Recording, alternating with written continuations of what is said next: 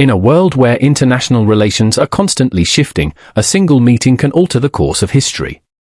On May 10, 2025, two powerful leaders, President Ibrahim Traore of Burkina Faso and Russian President Vladimir Putin, met in Moscow. This wasn't just another diplomatic handshake, this meeting was the beginning of a new chapter in global diplomacy. So, what exactly happened during this meeting, and why does it matter for the future of both nations? Let's take a deep dive into the discussions that took place, the promises that were made, and the significant impact it could have on the global stage. President, friends, we are very glad to see you. And first of all, I would like to thank you once again for making this decision to participate in the commemorative events to honor the 80th anniversary of the victory in the Great Patriotic War. I remember our constructive and useful conversation back in 2023 when you visited our country for the first time to participate in the Russia-Africa Summit in St. Petersburg. This time, your visit to Russia to celebrate the 80th anniversary of the victory is a great symbol, and it reflects the friendly character of relations between Burkina Faso and Russia. And I would like to mention your contribution, your country's contribution to defeating German Nazism and its allies. Some 30,000 Burkinabe fought with the anti-Hitler coalition forces under the guidance, under the leadership of legendary Frenchman Charles de Gaulle. And now we are united by our joint goal to fight against terrorism and extremism, and we will continue to support the Republic and restoring constitutional and lawful order, to fight against unlawful factions that are still operating in some parts of Burkina Faso. In recent years, we have accomplished great progress in mutually beneficial cooperation in various fields. The meeting between Presidents Traoré and Putin was much more than a mere formality. It signified the start of a fresh diplomatic relationship between Burkina Faso, a landlocked nation in West Africa, and Russia, a global powerhouse. The timing couldn't be more critical, with Burkina Faso's shifting foreign policy landscape under President Traoré's leadership. Before this meeting, Burkina Faso was primarily aligned with Western nations, but the growing challenges facing the country, especially in terms of terrorism, had led Traoré to explore new partnerships. Russia, known for its military prowess and resource-rich economy, seemed like a natural ally in Burkina Faso's quest for stability and growth. As the meeting began, President Ibrahim Traore took the floor. His words were not just diplomatic niceties, they carried the weight of a nation that was looking to secure a better future for its people. He began by acknowledging Russia's strength and resilience, despite the international sanctions that have been imposed upon it. It's not easy being a nation that has faced so many global pressures, President Traore said, referencing Russia's ability to stand tall amidst challenges. His tone was respectful but firm. Burkina Faso, despite being a smaller nation, had a vision of forging a path that would help it overcome its internal struggles, particularly in dealing with terrorism and political instability. He expressed admiration for Russia's achievements in various sectors, including defense, industry, and education. Traoré made it clear that Burkina Faso was keen to learn from Russia's experiences and build a stronger partnership in areas like defense, trade, and technology. His vision was to establish a framework of cooperation that could help Burkina Faso emerge from its current challenges, with a particular emphasis on training and knowledge transfer. One of the key areas Traoré highlighted was defense. Burkina Faso has been plagued by terrorist groups, particularly in the Sahel region, and the government has been struggling to maintain control. Traoré made it clear that Burkina Faso needed international support in this critical area. "We are in desperate need of stronger defense forces," Traoré emphasized. "We seek your assistance in building our military capabilities and enhancing our national security."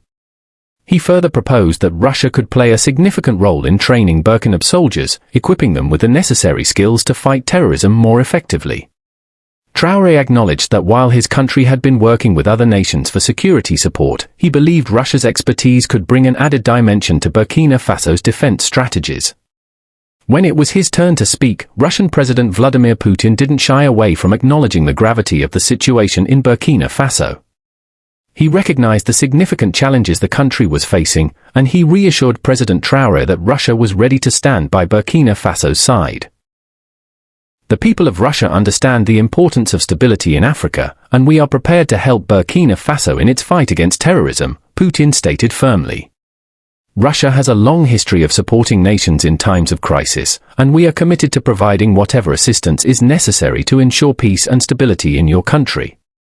Putin assured Traoré that Russia would extend its support in several key areas, including military training, intelligence sharing, and providing high-tech defense equipment. The Russian president was careful to frame this partnership as one of mutual respect and shared goals, making it clear that Russia viewed Burkina Faso not just as a partner, but as a fellow nation striving for peace and development. But the discussions didn't stop at defense. President Traoré also placed a significant emphasis on education, which he viewed as the cornerstone of long-term development. He proposed that Russia could help Burkina Faso build educational institutions, especially universities, that would offer training in science, technology, and engineering. In order to build a brighter future, we need a skilled workforce. We need to give our youth the tools they need to succeed in a rapidly changing world, Traoré said passionately. President Putin responded by affirming Russia's commitment to helping train the next generation of Burkina professionals. He proposed the creation of scholarship programs for Burkina students to study in Russia, as well as the establishment of Russian educational centers in Burkina Faso. This would allow students in Burkina Faso to access Russian expertise without having to travel thousands of miles to Moscow. The final point in President Traoré's address revolved around economic cooperation. He recognized that for any country to thrive, a strong economy was essential. Burkina Faso, despite its agricultural richness, needed to diversify its economy and explore new industries. Russia, with its vast energy resources and industrial expertise, could play a crucial role in this diversification process. Traoré called for closer economic ties between their two nations, with a particular focus on trade and investment. We seek your help in expanding our economy. Our people need jobs, opportunities, and growth. We are eager to work with you to achieve that, he told President Putin. As the meeting drew to a close, it was clear that both leaders had come to a mutual understanding. The partnership they were forging was not just about short-term gains, but about building a sustainable future for both nations. The discussions between President Traoré and President Putin marked the beginning of a new diplomatic era for Burkina Faso. By aligning with Russia, Burkina Faso was sending a clear message to the world. It was open for new partnerships and new opportunities. This meeting represented a shift in Burkina Faso's foreign policy, one that focused on securing the country's future through strategic alliances. For Russia, the meeting provided an opportunity to extend its influence in Africa.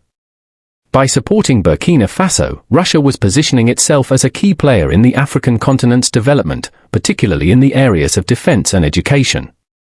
In the years to come, the impact of this meeting between Presidents Traoré and Putin will likely be felt in various ways. From military training to educational exchanges and economic cooperation, the partnership forged in Moscow has the potential to reshape the future of both Burkina Faso and Russia. For Burkina Faso, this meeting is just the beginning of a journey towards greater security, prosperity, and development.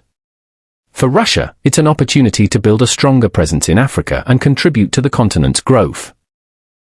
This historic meeting may just be the start of a new chapter in global diplomacy. Only time will tell what comes of this partnership, but for now, one thing is certain: the world is watching, and the impact of this meeting could reverberate for years to come.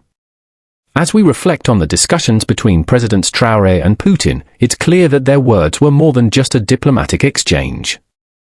They were the first steps in what could be a game-changing partnership for both nations. And as we move forward into this new era of global diplomacy, we must ask ourselves, what other unexpected alliances will shape the future of international relations?